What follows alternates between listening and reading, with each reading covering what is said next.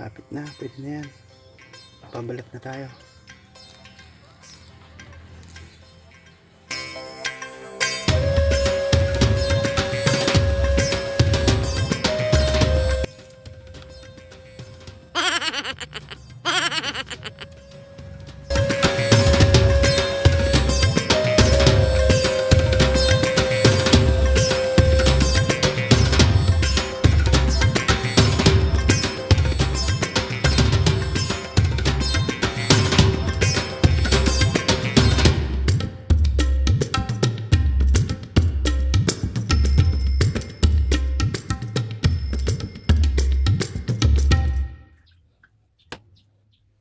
Good.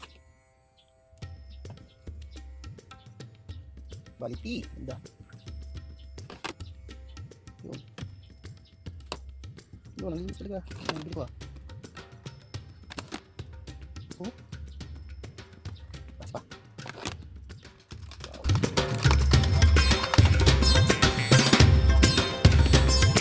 Tortang talong.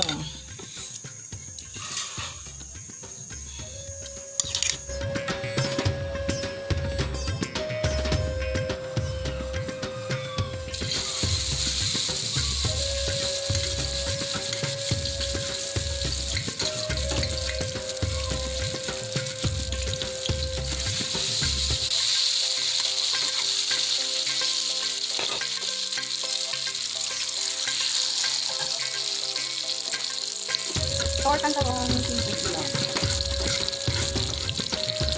Yummy. Ito lang, sapat na.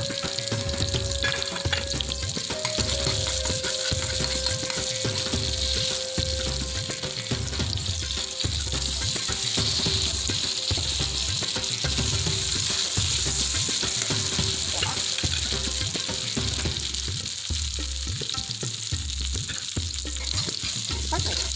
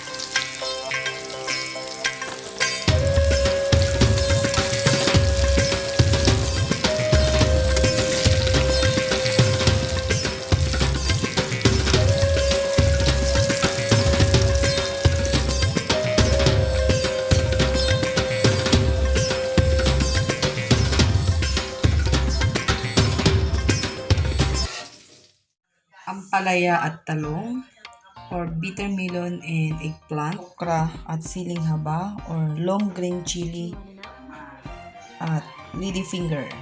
Well, I've been thinking about you, and I think I have to listen, because Beef meat ang ilalagay ko. Igigisa natin siya sa kamatis, bawang, luya or ginger, tsaka beef cubes din yan, and onion.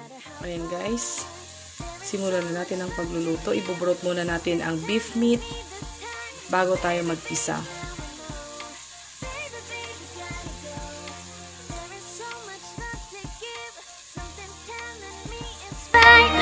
when you came to me, oh, I knew it's you, yeah, boy. The one who showed me now and forever. No, you'll never be alone again. All day, oh yeah, all day. Please stay in my arms, boy. The one who showed me if we're together. It don't matter if it rains. All day, oh yeah, all day. As long as you're in my arms, boy. It's you and me on this beautiful day, and it's smiling, holding on to your tight.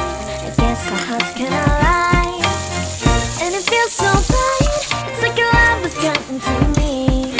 Go and follow your heart. As you can see, nagdagdag ako ng kamatis guys. Nahuli siya kasi pinabili ko pa. Yung nilagay ko kanina, di ba, ano lang, konti lang yun eh. Ito kasi yung sikreto ng Pinakbet. Dapat marami siyang tomato. Ayan, so medyo kulang yung tomato ko kanina, nagpabili pa ako. Kaya medyo dumami na, di ba? Okay, lutuin lang natin yan. Kailangan maluto yung kamatis bago ako maglagay ng sabaw. And ito guys, habang nagigisa, niluluto yan, ilalagay na rin ako ng Jaran! Magic Sarap! This magic syrup is not sponsored.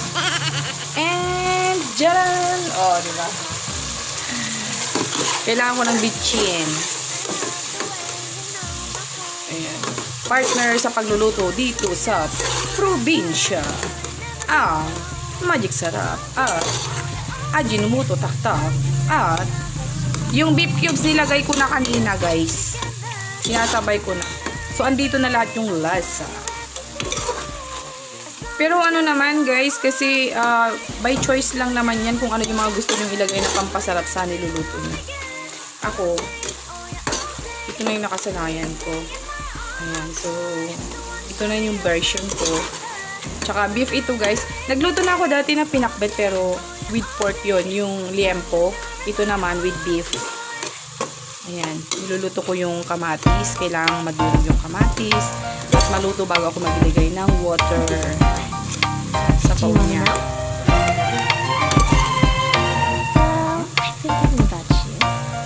Pag ganito na yung kamatis, pag medyo ano na siya, na mash na, i-mash natin ng konti. Pwede na tayo maglagay ng water.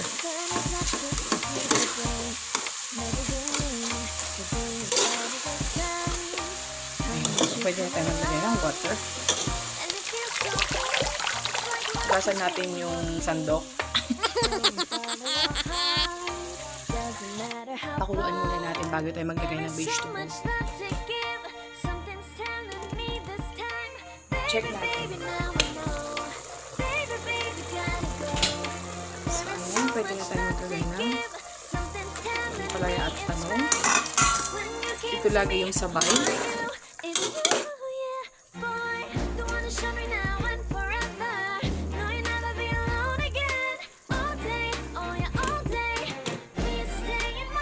Okay, let's check. Ito na ang half cook na yung ating ampalaya. Yung talong. So, ilagay na natin ang okra at chili.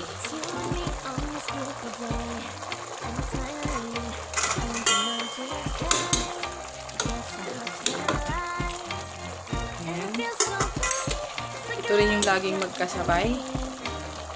mabilis na siya maluto.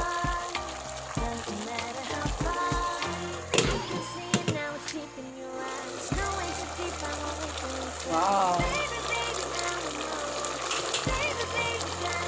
Look at that! Na-miss nyo ba magpinakbet, guys? Lutuin na lang natin ng konti. Kunti na lang, guys. Mga 3 minutes.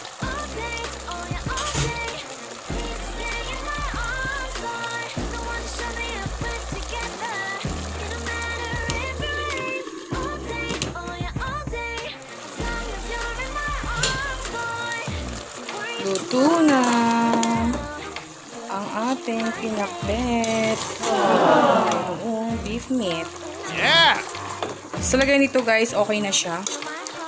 Ayan. Okay na din yung okra tsaka chili. So, patay na natin.